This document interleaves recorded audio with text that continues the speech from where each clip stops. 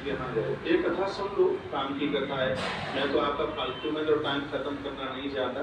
कहानी किस मिर्च चटनी मिलाने की जरूरत ही नहीं है, वो स्वयं रस से भरी हुई है, ज्ञान से भरी हुई है, भक्ति से भरी हुई है। इसमें कुछ भी मिलाने के लिए ऐसे जरूरी नहीं है।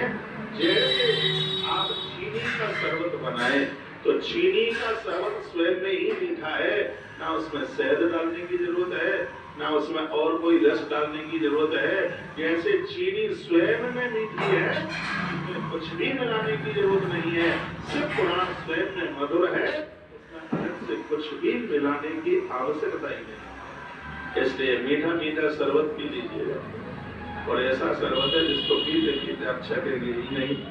तो ओंकार भगवान की बात कही, ओंकारेश्वर भगवान की। कहा विंध्याचल पर्वत के यहाँ नारद जी आए, विंध्याचल ने प्रणाम किया। यदि प्रसन्नो देवेश बुद्धिं देहिदुत्तमं, हे भगवान हे गुरुदेव, काचिम न्यूनम च त्वया पृष्ठम मयि विश्वास कारणम। मैं आपको पूछना चाहता हूँ गुरु जी, आप आए, पर्वतों में सबसे ज्यादा सम्मान किस पर्वत का है? तो महात्मा तो चिकनी चिकनी बात करते नहीं, उन्होंने कहा सुमेरु पर्वत का ज्यादा नाम है।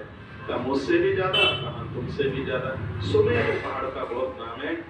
ऐसा क्यों है? कहा महादेव की कृपा है। वो महादेव की साधना करता है, वो शंकर की पूजा करता है।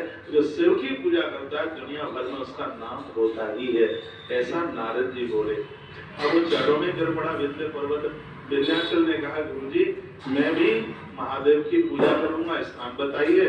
तो भगवान शंकर कहते हैं कि अभी मैं 6 महीना पूजन करके वहीं से आया हूँ, भ्रमण करता हुआ मैं काशी जा रहा हूँ।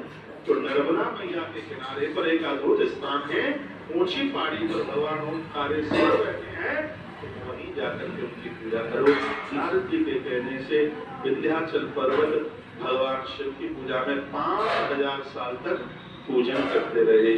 उसी समय ओंकारेश्वर में से आज उनकी कृपा हुई, आवाज हुई, कहा राजन तुम्हारा तप पूरा हो गया है। मिट्टी के शिवलिंग बना करके धरे थे राजा विंध्य ने, और उसी समय मिट्टी के शिवलिंग में से भगवान महादेव प्रकट हो गए, जिनका दर्शन करने मात्र से बुद्धि शुद्ध होगी, पवित्र होगी। इसलिए इनका नाम है ममलेश्वर। ग्रंथ में वर्णन किया गया है जो ओंकारेश्वर और ममलेश्वर दोनों का दर्शन करता है तब ही ये एक दर्शन पूरा होता है। जब आप ओंकारेश्वर जाते हैं तो नदी के बाईं तरफ है ओंकारेश्वर और दाहिनी तरफ है ममलेश्वर। इतना ध्यान रखिए, पहले ओंकारेश्वर का दर्शन किया जाता है, फिर नाव में बैठकर दूसरे किनारे जाया जाता है, उसके बाद ममलेश्वर का दर्शन होता है। ये किस तरीके से ये बताया गया। ओंकारेश्वर प्रभु और ममलेश्वर दोनों का दर्शन करेंगे तब ही यह एक यात्रा पूरी होगी।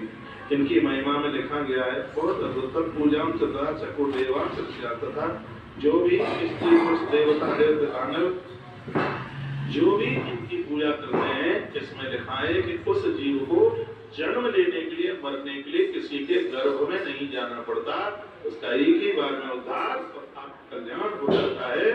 ये महिमा भगवान श्री ओंकारेश्वर की है। कभी हम महाकाल दर्शन करने के लिए उज्जैन जाएं तो वहां से ज्यादा दूर नहीं है, भगवान ओंकारेश्वर प्रभु का दर्शन करने को जाएं। इतना ध्यान जरूर रखना, पहले ओंकारेश्वर प्रभु का दर्शन करना, फिर नाव में बैठ के जाना दूसरे किनारे, और फिर वहाँ सीढ़ियों पर थोड़ा चढ़ना पड़ेगा, फिर भगवान ममलेश्वर का दर्शन करें। दोनों के दर्शन से ये एक यात्रा पूरी हो जाती है। समझ में आ रहा है? आगे चलो।